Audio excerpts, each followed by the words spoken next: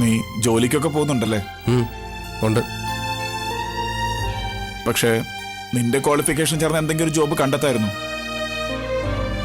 നമ്മുടെ അഴകത്ത് കുടുംബത്തിൽപ്പെട്ട ഒരാൾ ഈ റോഡ് പണിക്കും കെട്ടിടം പണിക്കൊക്കെ പോവാന്ന് വെച്ചാ അതിൽ ഒരു അപമാനം എനിക്ക് തോന്നുന്നില്ല ആനന്ദേട്ടാ. വേണമെങ്കിൽ സ്വയം വിധിച്ചൊരു ശിക്ഷയാണെന്ന് കൂട്ടിക്കോളൂ. പൊള്ളുന്ന വെയിലത്ത് അധ്വാനിക്കുക, വിയർത്ത് കുളിക്കുക, അതിൽ നിന്ന് കിട്ടുന്ന കൂലി സന്തോഷത്തോടുകൂടി വാങ്ങുക. ആ സന്തോഷത്തിൽ ഒരു നന്മയുണ്ടെന്ന് എനിക്ക് തോന്നുന്നു ആനന്ദേട്ടാ. കാരണം കൂലിയും വാങ്ങിച്ചുകൊണ്ട് ഞാൻ പോകുന്നത് ബാറിലേക്കല്ല, എൻ്റെ ഭാര്യയുടെ മകൻ്റെ അടുത്തേക്ക്, എൻ്റെ ബാലാമണിയുടെ മാധവൻ്റെ അടുത്തേക്ക്.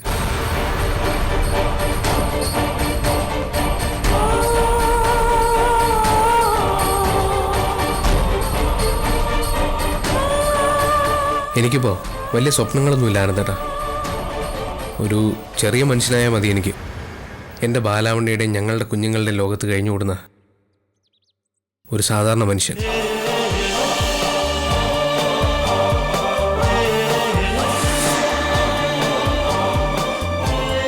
ഒരേ ഒരു ആഗ്രഹമേ ഉള്ളൂ എനിക്ക്.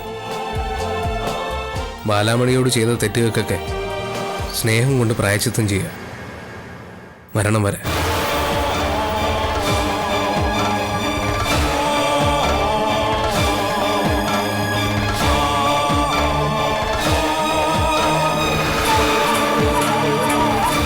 ഇത് നമ്മൾ പ്രതീക്ഷിച്ചത് തന്നെയല്ലേ ആനന്ദേ? അനന്തുവിനെ ബാലാമണിയുടെ അടുത്തേക്ക് അയച്ചത് നമ്മൾ തന്നെയല്ലേ? അതും എന്തിനു വേണ്ടിയാണെന്നുള്ളത് മറന്നോ നീ? സമൂഹത്തിന്റെ പരിഹാസത്തിൽ നിന്നും ആത്മഹത്യയുടെ വക്കിൽ നിന്നും ബാലാമണിയെ രക്ഷിക്കാൻ. അതല്ലാതെ നമുക്ക് വേറെ വഴിയൊന്നുമില്ലായിരുന്നു. നമ്മുടെ ഉത്കണ്ഠ ഒന്ന് മാത്രമായിരുന്നു, അനന്തുവിനെ ബാലാമണി അക്സെപ്റ്റ് ചെയ്യുന്നുള്ളത്. ബാലാമണി അയാളെ ഇറക്കി വിട്ടപ്പോൾ ഇനി എന്ത് ചെയ്യുന്നുള്ള കൺഫ്യൂഷനിലായിരുന്നു നീയും ഞാനും. പിന്നത്തെ എല്ലാ കഥകളും നിനക്കും അറിയാവുന്നല്ലേ? എനിക്കറിയാം ഹരിയേട്ടാ. ബാലാമണിയുടെ മനസ്സ് മാറ്റിയെടുത്ത് ഹരിയേട്ടന്റെ വാക്കുകളാ, ഉപദേശങ്ങളാ. അല്ലെങ്കിൽ ഒരിക്കലും അവൾ അനന്തുവിനെ സ്വീകരിക്കില്ലായിരുന്നു. ഒരു വലിയ പ്രോബ്ലം അങ്ങനെ തീർന്നേ.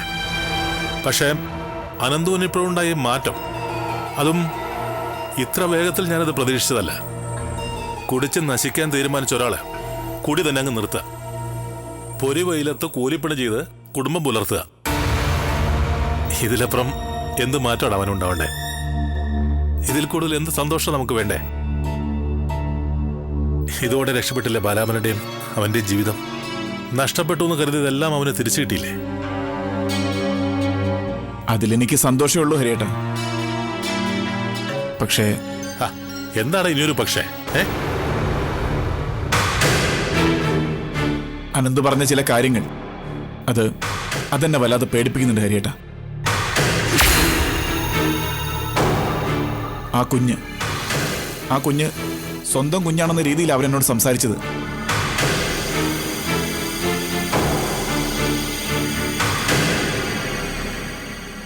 എന്തുകൊണ്ട് അവൻ അങ്ങനെ പറഞ്ഞതെന്ന് എത്ര ആലോചിച്ചിട്ട് എനിക്ക് മനസ്സിലാവുന്നില്ല. കുറച്ച് ദിവസങ്ങൾക്ക് മുമ്പുള്ള അനന്തുമായിരുന്നെങ്കിൽ എനിക്ക് സംശയത്തിന്റെ പ്രശ്നമേ ഉണ്ടാവില്ലായിരുന്നു. കാരണം ആ അനന്തു മദ്യപാനിയായിരുന്നു, ബോധമില്ലാത്തവനായിരുന്നു. പക്ഷേ ഇപ്പൊ അങ്ങനെയല്ലല്ലോ. പിന്നെന്താ അവൻ അങ്ങനെ പറയാൻ?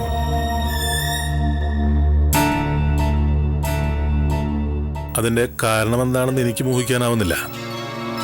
എന്തായാലും കാര്യങ്ങൾ തൽക്കാലം ഇങ്ങനെ അങ്ങോട്ട് പോട്ടെ. പക്ഷേ അവന്റെ ഈ ധാരണ അത് നാളെ പ്രശ്നമാവില്ല ഹരിയേട്ടാ.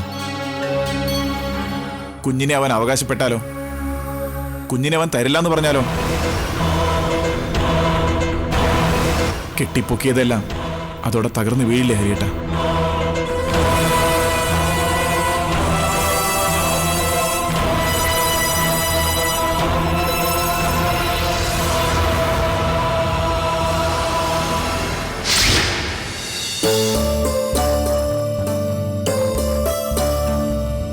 ബാലാമണിയുടെ മുഖത്ത് അല്പം ഒരു പ്രസന്നതയൊക്കെ കാണുന്നുണ്ടല്ലോ. ജീവിതത്തിലെ നെഗറ്റീവ് സൈഡ് മാത്രമല്ല എന്ന് തോന്നി തുടങ്ങിയല്ലേ? നല്ല കാര്യം അത്. എപ്പോഴും ഇരുട്ടിലേക്ക് തന്നെ നോക്കുന്നതിനേക്കാൾ ഭേദം വല്ലപ്പോഴെങ്കിലും വെളിച്ചത്തിലേക്ക് നോക്കുന്നതാ. ഡോക്ടർ തന്നെ അതിന് കാരണം. ഞാനോ? അതെ, അമ്മയുടെ അമ്മയുടെ മനസ്സ് വേദനിച്ചാൽ ഉള്ളിൽ കിടക്കുന്ന കുഞ്ഞിനെ കൂടി അത് ബാധിക്കുമെന്ന് ഡോക്ടർ പറഞ്ഞില്ലേ? അതുകൊണ്ട് സന്തോഷം അഭിനയിക്കാനെങ്കിലും ഞാനിപ്പോ ശ്രമിക്കുകയാണ്. Very good. അങ്ങനെ അഭിനയിച്ച് ആ അഭിനയം ശരിക്കുള്ള സന്തോഷമായിട്ട് മാറും. സത്യ ഡോക്ടർ, എന്റെ മനസ്സിലിപ്പോ ഈ കുഞ്ഞ് മാത്രമായി കഴിഞ്ഞു തോന്നുന്നു. അത് എന്നോട് എന്തൊക്കെയോ പറയാൻ ശ്രമിക്കുന്നത് പോലെ, ആ കുഞ്ഞു ചലനങ്ങൾ എനിക്ക് മനസ്സിലാവുന്നത് പോലെ.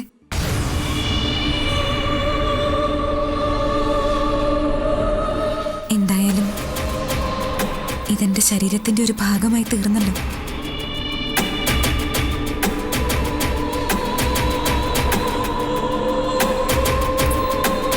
ശരിയാ ബാലാമണി പറഞ്ഞേ.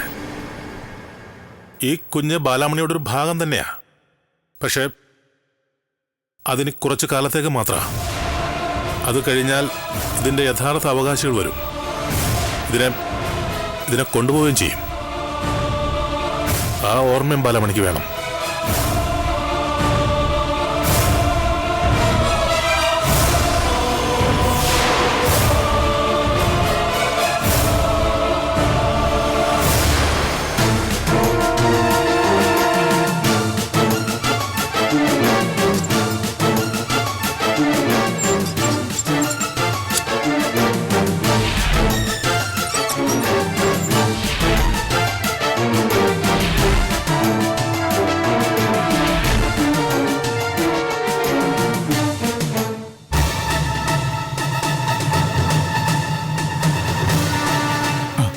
അബി, എൻ്റെ ഒരു ഫ്രണ്ടിന് വേണ്ടി തീസിസിന് കുറച്ച് നോട്ട്സ് തയ്യാറാക്കണം. ഇന്ന് വൈകിട്ട് കൊടുക്കേണ്ടതാ. ആര് വന്ന് വിളിച്ചാലും ഞാനിവിടെ ഇല്ലാന്ന് പറഞ്ഞാൽ മതി.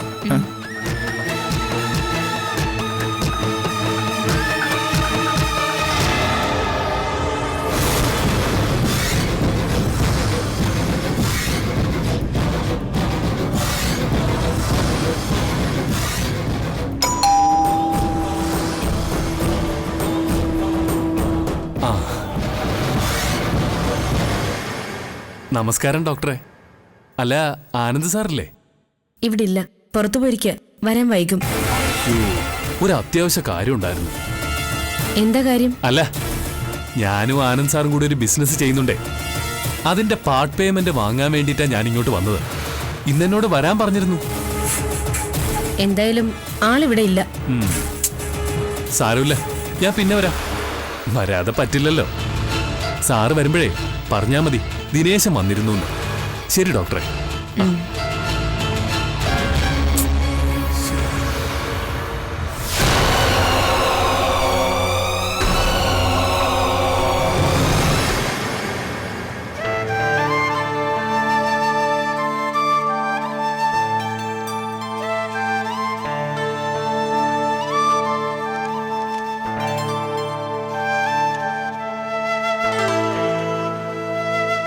മലമണി,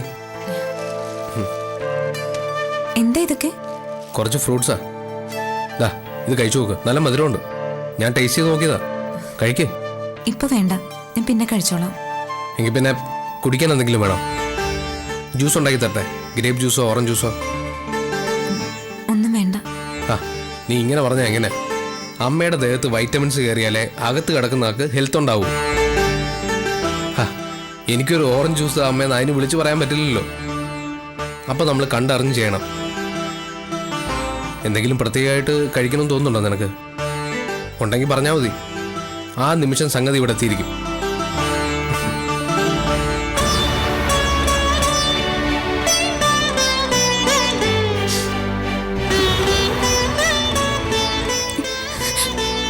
എന്തിനാ നീ കരയുന്നത്? ഒന്നുമില്ല.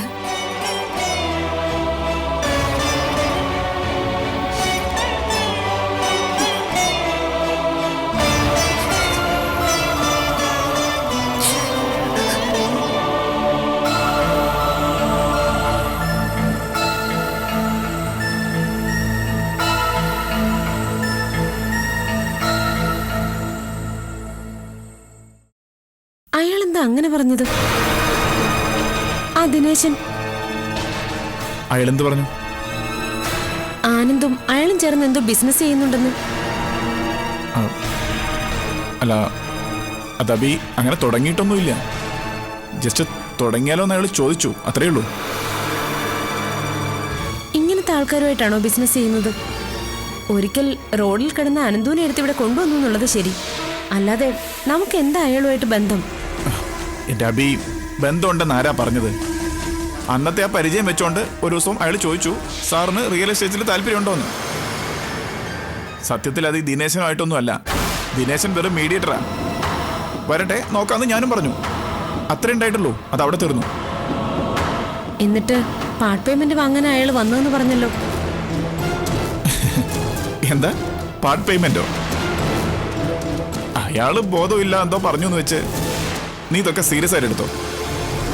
കോമൺ സെൻസ് ഇല്ലേ നിനക്ക്? കോമൺ സെൻസ് ഉള്ളതുകൊണ്ടാ പറയുന്നത്. അയാൾക്കൊരു ഫ്രോഡ് ലുക്കുണ്ട്. ഇങ്ങനത്തെ ആൾക്കാരുമായിട്ട് നമുക്ക് ഒരടുപ്പവും വേണ്ട.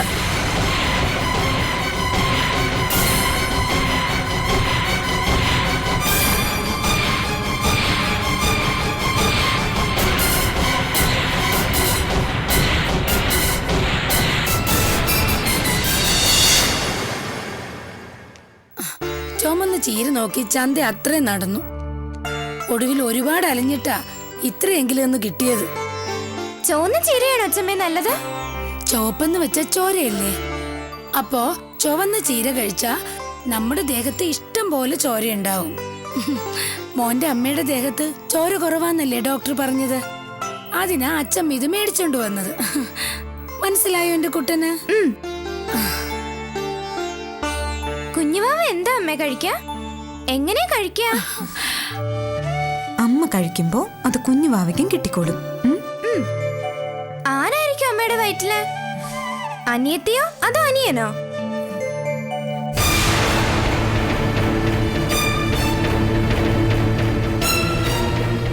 കുട്ടനാരെയാ വേണ്ടത്? എനിക്ക് അനിയത്തിയെ മതി. എങ്കിൽ അനിയത്തിയെ തന്നെ കിട്ടും കേട്ടോ.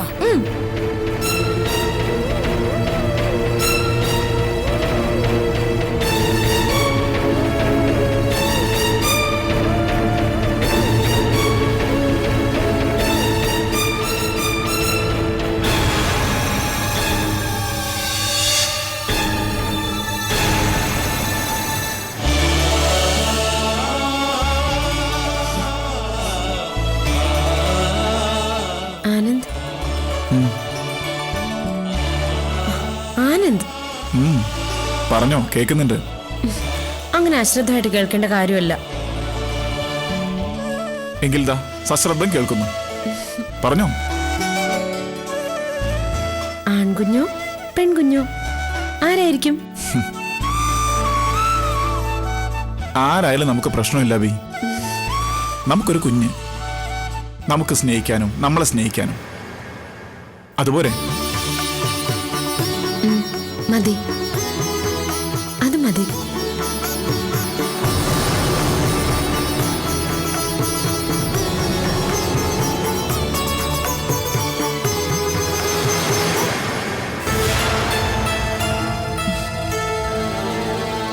പുതിയ 2 ടാബ്ലറ്റ്സ് എഴുതിയിട്ടുണ്ട്. പിന്നെ ആ ക്യാപ്സ്യൂൾ ഇനി കഴിക്കണ്ട. അതിന് പകരം ഈ ഗുളിക. ശരി. ആ ആ എങ്ങനെയുണ്ട് അമൃത എന്റെ പേഷ്യന്റിന്റെ ആരോഗ്യനില? ആ ലേശ അനീമിക്കാണെന്ന് തൊഴിച്ചാ ആരോഗ്യം തൃപ്തികരം. വിളർച്ചയ്ക്കുള്ള മെഡിസിൻ എഴുതിയിട്ടുണ്ട്.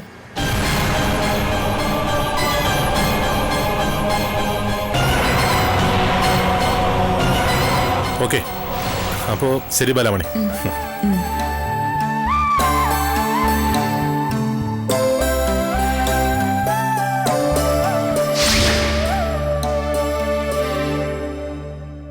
അനന്ത് വന്നാൽ എല്ലാം ശരിയാവുന്നു അന്ന് ഞാൻ പറഞ്ഞതല്ലേ. ഇപ്പോൾ ബാലാമണിക്കത് വിശ്വാസമായില്ലേ? ഇനി ഒരു സമൂഹവും ബാലാമണിയോട് വേദനിപ്പിക്കുന്ന ചോദ്യങ്ങൾ ചോദിക്കില്ല. പക്ഷേ എനിക്ക് മനസ്സിലാവുന്നില്ല ഡോക്ടർ. ഒരിക്കൽ എന്റെ ഭർത്താവായിരുന്ന ആ മനുഷ്യൻ എന്തുകൊണ്ട് ഇപ്പൊ ഇങ്ങനെ പെരുമാറുന്നു? മാധവൻ സ്വന്തം കുട്ടിയല്ലാന്ന് പരസ്യമായി പറഞ്ഞ് എന്നെ അപമാനിച്ച ആൾക്ക് ഈ കുഞ്ഞിനെ പറ്റി യാതൊരു ചോദ്യവുമില്ല, ഒരു സംശയവുമില്ല. മുമ്പ് ഒരിക്കലും കാണിക്കാത്ത സ്നേഹവും ശ്രദ്ധയും എന്നോട് കാണിക്കുന്നു. സമയം തെറ്റാതെ എന്നെ കൊണ്ട് മരുന്ന് കഴിപ്പിക്കുന്നു. എന്തുകൊണ്ടാ ഇങ്ങനെ? മനസ്സിലാവുന്നില്ല. എന്താണാവോ ആ മനുഷ്യന്റെ മനസ്സിൽ എന്നെ പറ്റി? അതോ ഇനിയിപ്പോ എല്ലാം അറിഞ്ഞിരുന്നോണ്ട് അഭിനയിക്കുകയാണോ ഈ കുഞ്ഞിന്റെ അച്ഛനായിട്ട്? എനിക്കും വ്യക്തമല്ല ബാലാമണി. പക്ഷേ ഇതിലൊരു ചോദ്യമുണ്ട്. അനന്തു അഭിനയിക്കുകയാണെങ്കിൽ അത് എന്തിനു വേണ്ടിയാ? എന്ത് നേട്ടാ ഈ അഭിനയം കൊണ്ട് അയാൾക്ക് കിട്ടുക? പരിഹാസമല്ലാതെ. എനിക്കറിയില്ല ഡോക്ടർ, എനിക്കൊന്നും അറിയില്ല. ഒരു ദൈവവും അതെനിക്ക് പറഞ്ഞു തരുന്നുമില്ല. ഒന്നും അറിയാതെ ഇങ്ങനെ ശ്വാസം മുട്ടാനായിരിക്കും എന്റെ വിധി. Sir, yes come in. നമസ്കാരം. ഒരു മരുന്നൊഴികെ ബാക്കിയെല്ലാം കിട്ടി. അത് പോകുന്ന വഴിക്ക് വേറെ ഏതെങ്കിലും ഷോപ്പിൽ നിന്ന് വാങ്ങാം. താഴെ അന്വേഷിച്ചപ്പോഴാ ബാലാമണി സാറിൻ്റെ റൂമിലാന്ന് അറിഞ്ഞത്. മാധവന്റെ ഹാർട്ട് ഓപ്പറേഷൻ ചെയ്തതും അതിനുള്ള പണം ഉണ്ടാക്കി തന്നതും ഈ ഡോക്ടറാണ്. അത് ഞാൻ അറിഞ്ഞില്ല.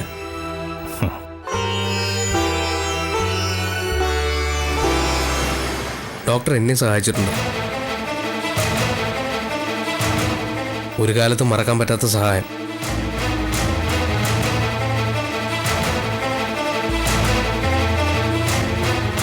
അല്ലേ ഡോക്ടറെ?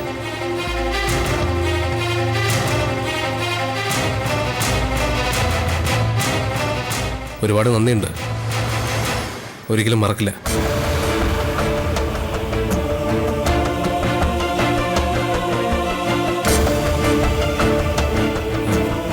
ബാലാമണി, നമുക്കിറങ്ങാം. എന്നാ ഞങ്ങളോട്ട്. ശരി.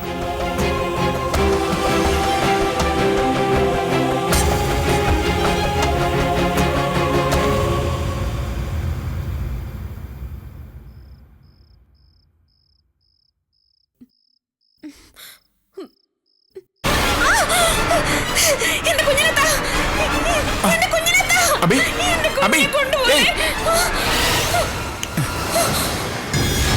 എന്താ എന്താ പറ്റി?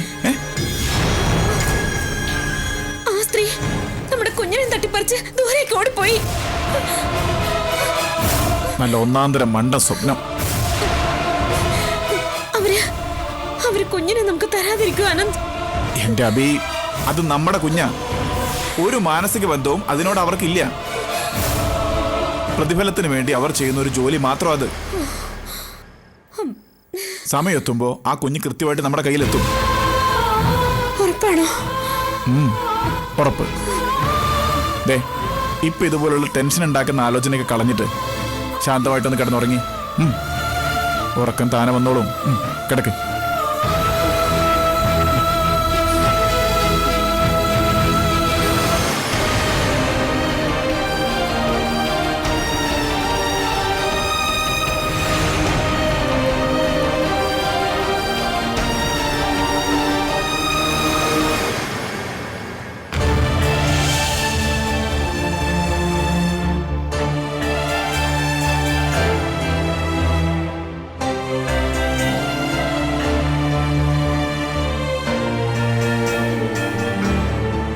ആഹാരത്തിന് ശേഷമുള്ള ടാബ്ലറ്റ്സ് കഴിച്ചോ? ഇല്ല, ഞാൻ കഴിച്ചോളാം. കഴിച്ചോളാന്നല്ല, കഴിക്കണം. ഇതാ പിടിച്ച. ഊണ് കഴിഞ്ഞിട്ട് ഇപ്പോൾ 10-15 മിനിറ്റെങ്കിലും ആയി കാണും. ഇങ്ങനെയൊന്നും ആയാൽ ശരിയാവില്ല. കറക്റ്റ് സമയത്ത് മരുന്ന് കഴിച്ചേ പറ്റൂ. ഇതാ കഴിക്കുക. ആ വെള്ളം തീർത്ത് കുടിച്ചോണം. ഗുളിക തൊണ്ടേ കൊടുങ്ങണ്ട. ഒന്ന് നിൽക്കൂ.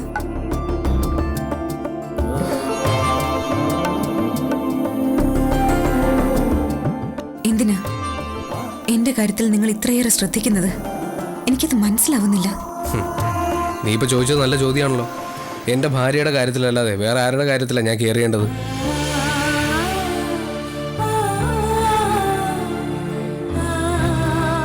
നിനക്ക് ഞാൻ പണ്ട് തരായിരുന്ന സ്നേഹവും ശ്രദ്ധയും മുതലും പലിശയും ചേർത്ത് തരിക. അതാ, അത് മാത്രമാ ഇപ്പൊ എൻ്റെ ജോലി.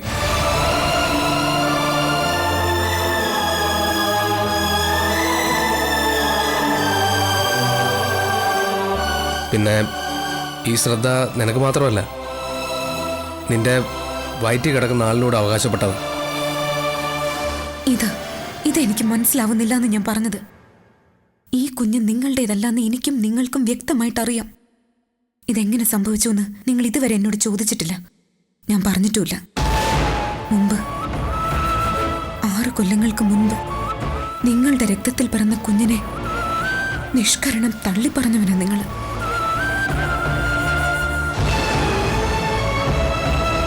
എന്തുകൊണ്ട് ഇപ്പൊ അത് ചെയ്യുന്നില്ല? എന്തുകൊണ്ട് എന്നെ വഴിതെറ്റിപ്പോയവളായി നിങ്ങൾ കാണുന്നില്ല? അന്ന് ചെയ്തതുപോലെ വാക്കുകൊണ്ടും പ്രവൃത്തി കൊണ്ടും എന്തുകൊണ്ട് നിങ്ങൾ എന്നെ ചവിട്ടി തേക്കുന്നില്ല?